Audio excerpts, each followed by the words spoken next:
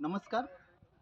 आज शिक्षक आणि शिक्षकेतर कर्मचारी यांची शैक्षणिक वर्ष 2024-25च्या समाप्तीच्या पूर्वसंध्येला पिकनिक. ठिकाण HDBC रिसॉर्ट, रानगाव, वसई पश्चिम.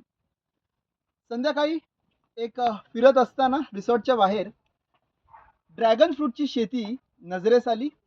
मध्ये आलो आणि येथे जे शेती करतात ते शेतकरी, त्यांच्याशी आपण आता संवाद साधूयात. वेळ कमी आहे, सूर्यास्त सुरू आहे आणि आपल्याला ब्लॉग सुद्धा तितक्याच प्रखरतेने बनवायचा आहे. नमस्कार काका. मी निखिल नाईक.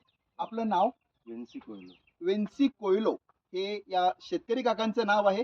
काका, आपण हे किती वर्ष झाले इथे लावलेलं आहे आणि कशा प्रकारे याचा हंगाम काय असतो, पीक कसं येते, याची थोडक्यात आम्हाला आपण जर माहिती सांगितली तर आम्हाला आवडेल. ओके.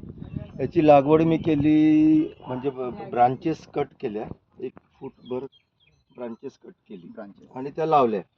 आणि त्या लावल्यानंतर म्हणजे त्याला मुळं वगैरे यायला 1.5 महिना लागतो. 1.5 महिन्याचा कालावधी. त्याच्यानंतर ती तिकडून काढून ही खांबा आहे, हा सिमेंटचा खांब आहे आणि त्याच्यावरही जाळी ठेवलेली आहे.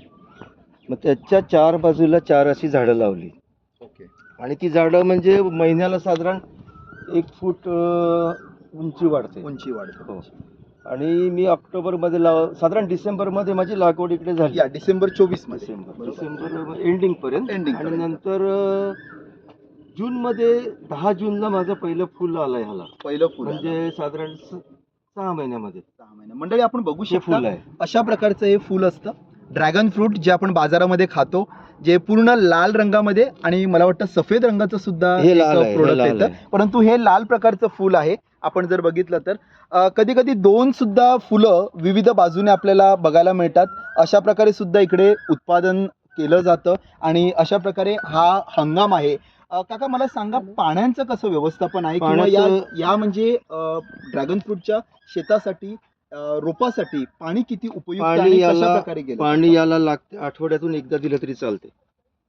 आणि हे केलंय मी पाइपिंग सिस्टम केलेली आहे.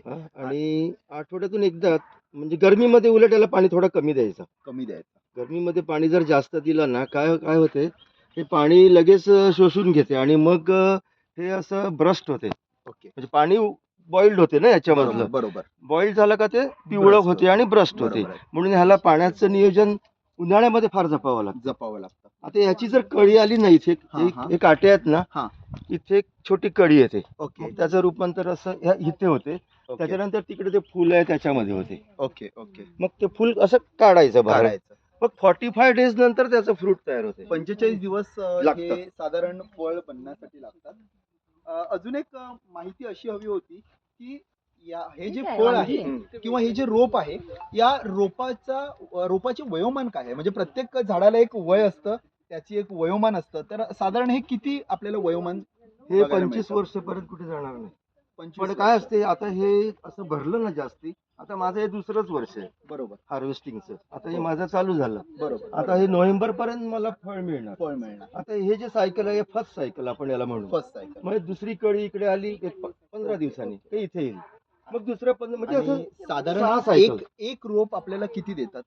आता एक रोप म्हणजे आता एका खांबावर 4 रोप आहेत. 4 रोप आहेत. आता कमीत कमी याला किती रोप बॉटमला, तरी एका सायकलला समजा याला जरी 10 फळं आली तरी तुम्हाला 3 kg एका सायकल. 3 kg अशी जर 6 सायकल झाली तर 18 किलो.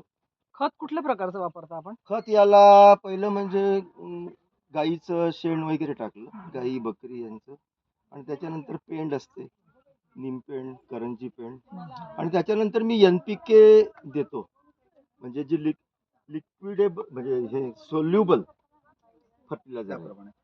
खूप खूप धन्यवाद काका, आपण माहिती दिलीत आणि एक आम्हाला वसईच्या भूमीमध्ये, म्हणजे आपल्या वसईच्या मातीमध्ये ज्याप्रमाणे गोडवा आहे त्या पद्धतीत या प्रकारचं ड्रॅगन फ्रूट सुद्धा आपल्या वसईमध्ये होऊ शकतं आणि हे आम्हाला आज इकडे बघायला मिळालं. या अगोदर आम्ही ऐकलं होतं, पण आज खास आम्हाला ही शेती इकडे बघायला मिळते आणि तुम्ही वेळात वेळ काढून आम्ही जस्ट एंटर झालो आणि तुम्ही माहिती दिलीत. खूप खूप धन्यवाद. आम्ही पुन्हा एकदा व्हिजिट करू आणि नक्कीच तुम्हाला ही शाश्वती देतो की जेव्हा तुमचं उत्पादन सुरू होईल तेव्हा आम्ही इथे येऊन परचेस सुद्धा करू. ऑगस्टच्या ऑगस्टच्या दरम्यान. वेळी नक्कीच एक भेट देऊ आणि आम्ही हे उत्पादन परचेस करू. खूप खूप धन्यवाद.